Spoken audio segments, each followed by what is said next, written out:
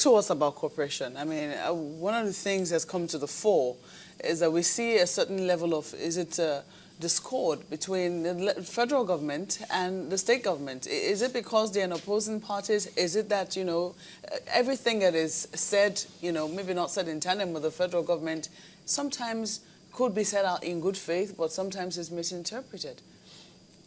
I do believe that sometimes we carry politics too far.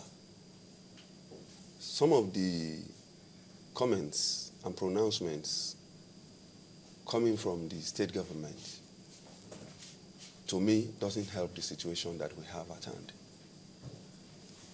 Where a governor will come on the air and condemn men in uniform, our boys who are serving the country and who are ready. Was that how you interpreted his statement? Because I did not hear him condemn the boys in uniform. Not today. You see, you do not treat all these things happening in isolation. You have to look at the totality of it. And you look at the pronouncements, the body language coming out of there. Don't forget that about a week or two ago, some leaders in that same community came out to say that we should end the state of emergency without providing alternatives to resolving this issue. What I'm saying is that, yes, we can play politics, but don't play politics with the lives of the people. This is a very important challenge to all of us. It is not just about Northeast. So I think you're right on that. Would you say then that you are not getting the cooperation you desire, the level of cooperation you desire from the state government affected? Well, I think we can do better. Let me put it that way. I do believe that we can do better. In what specific areas? Huh? In what specific areas? Well, pronouncements made should be, tempered. Actions taken sometimes should be in tandem with the overall goal, which is to end the insurgent. I think where you knock the federal government, you knock our boys in uniform and girls in uniform who are performing there, does not help the situation. So if we can reduce that to the barest minimum and come out with positive... Just a moment, sir. Are you referring to the statement he made immediately after visiting the president when there was an attack in Borno State? Is that the incident you're referring to early this year? I'm talking about the totality of everything that is coming out of that area. Just yesterday, I read in the papers a statement credited to the governor of Adamawa State, calling the activities of our military boys as something you can put in the same pedestal with what Hitler did in Germany. That should not come from a former chief of naval staff. If you ask me, that shouldn't come from an elected governor, representative of the people. That to me is not right. Can't he be asked or questioned if he has any evidence to that? Because that's not also new. If he has spoken. The same governor went to the U.S. and made some pronouncements. So you're referring to different governors here? Well, I am saying that we can have a better situation. We can reduce our political talk and bury our head towards resolving. After all, you see, I'm a student of history. And I don't just look at today. I look at yesterday, and then I make conclusions about today and going forward. We didn't get to where we are overnight. Don't forget that this was a local issue that snowballed from just being local champions who are terrorizing the people or people being used to serve political ends into now a national issue. Now there is an international dimension to the problem at hand. I do believe that the actors there should also have a sober reflection. This is a local problem that you have escalated to not just a national one, but an international one. And the amount of resources that we are deploying to ensure that this country is safe is something that can be used to develop other parts of our economy. Allow me comment here. We'll talk more on resources, but this time looking towards welfare of our military and see how they're faring, as well as equipment. But basically, one would have thought with the state of emergency in these states, people coming in trucks, coming to pick up children, people moving at night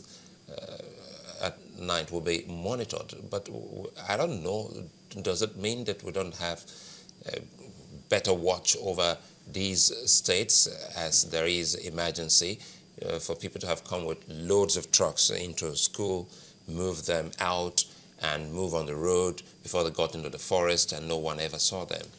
You see, when you have a state of emergency, you know there is a curfew which usually restricts the movement of the people.